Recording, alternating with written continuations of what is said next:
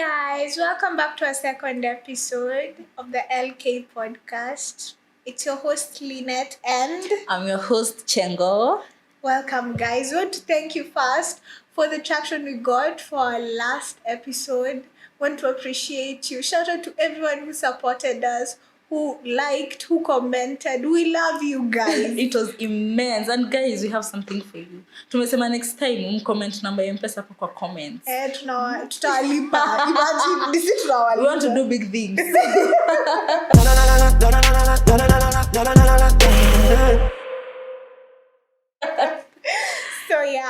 So thank you so much, and we promise to be consistent. The same way you're supporting us is the same way we promise to give you content back to back.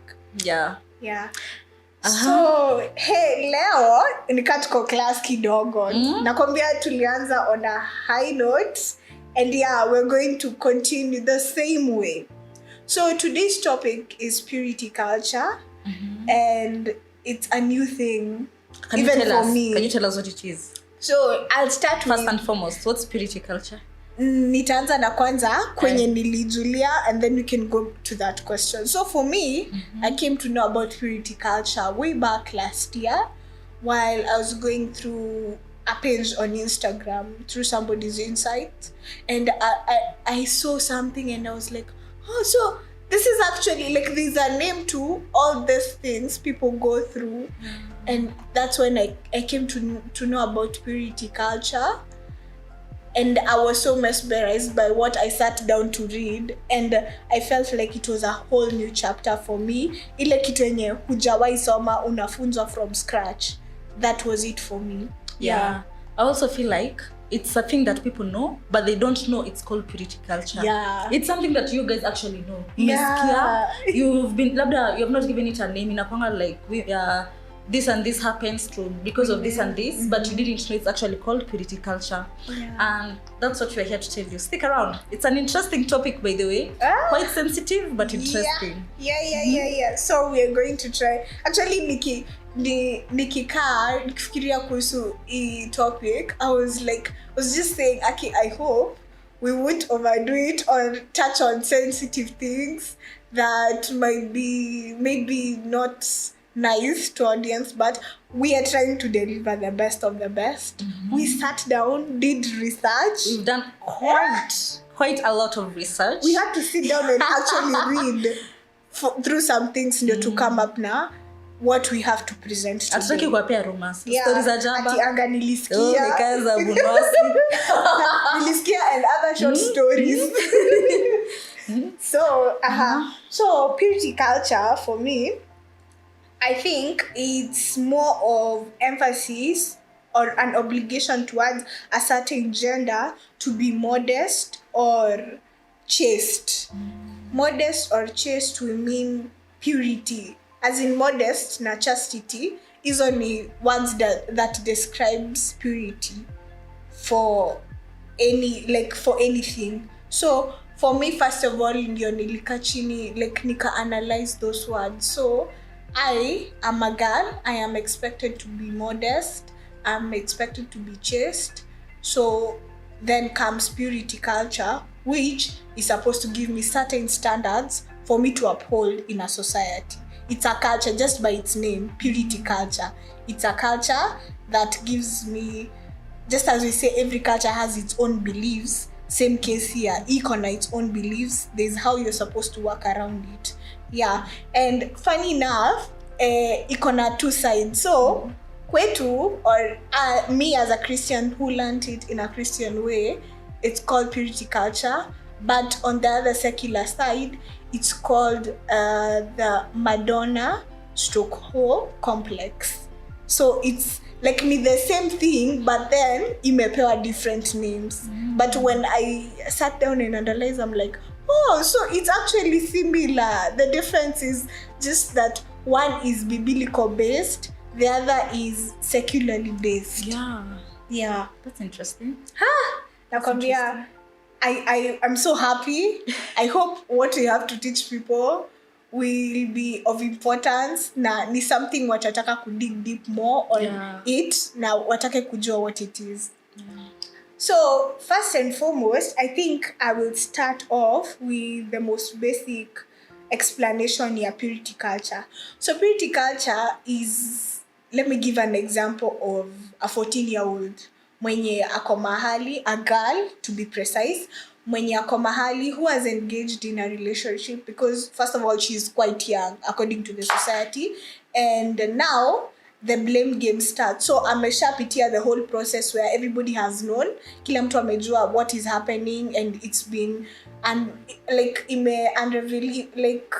it has been unveiled to the parents, and now they know. Now ndio wanaanza kumschool, why did you do this? So purity culture Do what? Like why kwa nini ulikuja ukaanza, why are you engaging in such activities, maybe sexual habits, and yet you're young? And now hii point yenye wanaanza kumwambia, but you have to, unafaa kujirespect, you're a woman in this society. Yeah, you have to wait till the time you're going to bloom. So that precise tension, it's a gift when you get married for your husband. For your husband. It's not yours. It's not yours for your pleasures or yes. So that exact moment and you wameanza belittle or making her feel bad, that in essence is purity culture. That is, you see, now that is a culture that the parents or our parents grew up with, that they are trying to imply on this child. That shaming. Yeah, the shaming of, actually the man won't get a lot of blame, unlike you'll be asked, why are you doing that? You don't respect yourself, you know this society, blah blah blah, and now it becomes a whole problem for you. And as I went on, nilikuja kukaa kujiuliza, maybe this is what, when other girls or girls our age, because we are 2021, wakipata mimba, this is actually what they go through. This stigmatization in the name of purity culture that comes with it. Unapata, for the man, he really doesn't have a lot to show that he is the one who got you pregnant, but you have something to show for it, which is the child you're carrying, and it is visible to everybody. Kila mtu anaona. And also, I think the trauma and shaming also comes time ya rape. The one who raped you, there's no shaming them. It's you're the one who's feeling shame. I was raped. You're the one who's feeling shame that, say, the society is looking at you in a different way. If there's somebody who's going to be blamed, ulirepiwa aje, and worse of it, urepiwe ukiwa drunk, people now will be like, you alikuwa anataka alikuwa anataka huyo aliva, unapiga aliva, end up like, why would you do this to somebody? You're in a culture where daily we are growing. There are things we are outgrowing, others ndio tunaanza kugrow into. So with that change, some things also have to change. And my heart goes out for all those people who have gone through rape and they feel shame. You're not the one who should be ashamed. Yeah. The one who raped you is the one who should be ashamed. Yeah. And I imagine how hard it is for girls. I can imagine how hard it is for men who are raped to come out and say, I was raped. I think it's even more hard for them, more shameful for them to feel like that, while it should be the lady who raped them that they should be feeling the shame. Yeah. I get you. I get what you're saying. Yeah. So I think inaenda tunakata across both genders. Such an issue kama hiyo ya rape, hiyo hatu sideline tunasema ati men have to be raped. No one deserves to go through such pain. So I don't think hiyo ni kitu yenye you're supposed to be ashamed in a society like now. But the funny thing is, however much tunaweza sema tumekuwa civilized, there's that, kuna hiyo bado hiyo patenye like a man can't come out clean. It's hard. Yeah. It will be hard. It comes with a lot of fear, stigmatization. Yeah. Anaogopa what actually issue yake si ati anaogopa what is going to happen or what has happened. Aftermath ndio inamshtua, like now, and the society at large. After I say what is going to happen, you see such thoughts, that is what holds them back from saying, yeah, I feel so. So I think for me nitakuuliza, what was your understanding from what you learned about purity culture? What have you picked from it? What did you see enye ulikuwa haukuwa unaona kitambo that umeona say kumbe that is actually a culture that was created. From me, what I saw about purity culture, most of the things that I read about, it's the shaming women go through for being as in I cannot come out and say I love having sex. Like, whoa, you ho shouting that you love. As in the stigma that was around it, and the comments I saw women making about how when you can't say you enjoy having sex, you enjoy sexuality, you enjoy exploring these things. There's like, it's not right. Society imesema it's not right. You should not be doing that. But when a nigga comes out says how he sleeps with ladies, there's hakuna hiyo stigma atapewa ama ati hiyo shema atakupewa like ati ew yak. Ebu ambia watu ati no, let's not start there. Ebu say you're sexually active. Hey. Ew and yak mjangani, you're having sex at this age. Yak. Go home and tell your mom and dad what you've done. But anyway, I think history yote iko so captivating in that I'd like our listeners to go and look up the Madonna Ho complex. So when you umesema hivyo nimekumbuka, actually nikisoma hiyo like that theory, actually the Madonna in this story is described as the chaste person, the girl who always waits till marriage. Then the hoe is the bad one. The hoe is the one who speaks out about her sexual activities. So you see, that is why it's like a chaste versus hoe competition. You're godly. Yeah. You're godly person. What are you saying? Wewe unafaa kuombewa, tunakuwekelea mkono. But the funny thing is, purity culture is a problem right now, and it's associated with, in the past, our ancestors could not have allowed this. A woman had to, but it's a lie. It's different cultures. Guys, I've been reading Sex Lives of African Women, and a lot of women are giving this. It's a very long book. I've read like almost stories of 15 women, and I'm at page 15 and end at page G2. So it's an interesting book, and a lot of societies had different views on sexuality. There are those that even during public ceremonies, they will have sexual activities in the open, because for them, sexuality is a pleasurable thing, and it is. And so exploring it, other ways that you could, other ways to achieve these pleasures and meaning, it's something that they found enticing. But other cultures, it was something of, you have to be a virgin by the time you're getting married.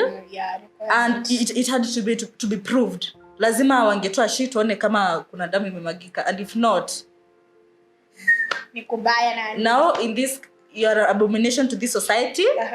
Black sheep. You have to be black sheep. Black sheep wewe jiondoe. And it's sad that till date these are the things that we are still fighting.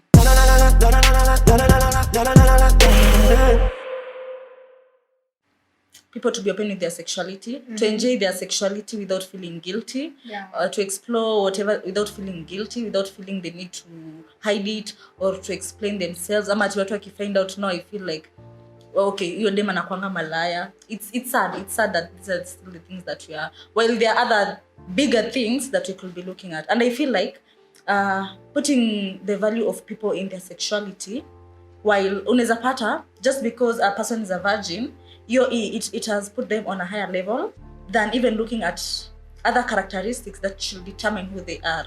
But who are they as a person? You're busy, they are a liar, they have illness of character, but they're just focusing on sexuality. It's like, I was telling my friend some time back, the way most of the conference, kukwana youth conference, church or nini, every topic they usually talk about, it's just sexuality. Come on, tell us about something else. Your morals. What about your morals? Your morals. Who are you as a person? Aside from your sexual life, who are you as a person? Are you kind? Do you observe how you talk to others? Tell us how we can bring more people to Christ. Every time it's sexual. We are tired. We have learned it in tangu primary. Tunafunza, we are here now. Come on, tell us something else. Come tell me, guys. I hope you're noticing. I know, it's not like that, but I wish they could speak about other things. Even if they go to sexuality, I hope they come to it with an open mind. It's 2,000 years later after the Bible was written. Yeah, but let's see stories of Bible. But actually, unajua, hatuwezi kosa kuiguzia because purity culture apparently was a biblical concept that was adapted back in the 1900s from the book of 1 Thessalonians chapter 4 verse 3 to 8. That is where it hailed from. Hapo ndio ilitoka. So, but no sinjagano before colonization we didn't know about Christianity, but still in the past society and before colonizations, you were expected to be chaste. You are a good woman who knows how to do chores, to take care of children at this young age. I can imagine kitambo tseme the way women used to stay at home, the men could stay somewhere drinking nini. If you found a woman sitting with them drinking, hey, that was an abomination. Hey! Tangazo. Mama Nadi amepatikana kwa kikundi cha It's never been heard of Jameni. Yeah, so I don't know. So I also don't know, but I feel like there's something that I've known from all this purity culture, this Madonna Shoko complex, that actually ini kitu imekuwa hapo, the stigmatization, the shaming of the body, because now actually the sexual concept is not actually only the act, but rather even you as a woman, when you describe yourself as an art, maybe you see some pieces that are being sold somewhere. Actually hiyo ni kitu nishaisikia hata mtu akikondema kule, kwa nini ule mama amejichora, anaonekana nini like haelewi it's an art. So they're already shaming that person without understanding from what point they come from. Why is it art? In what way is it recognized that as art? How are people appreciating it for the people who love it? Hataki kujua, already ashaiona na ameanza kubash. That's not nice.